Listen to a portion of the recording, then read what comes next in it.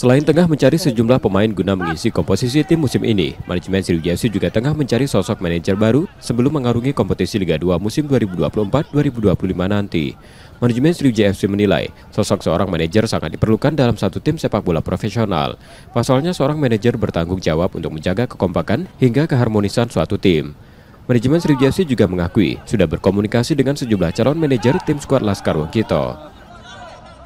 Kalau manajer sih memang sudah ada ya, tapi kan kita masih bicara dengan orangnya apakah mau atau tidak gitu loh. Sama dengan direktur utama kita, orangnya sudah ada tapi pembicaraan ke depan itu ya masih belum intens, dikatakan intens memang waktu-waktu beliau itu yang memang kadang-kadang sulit untuk dipertemukan dengan kita gitu.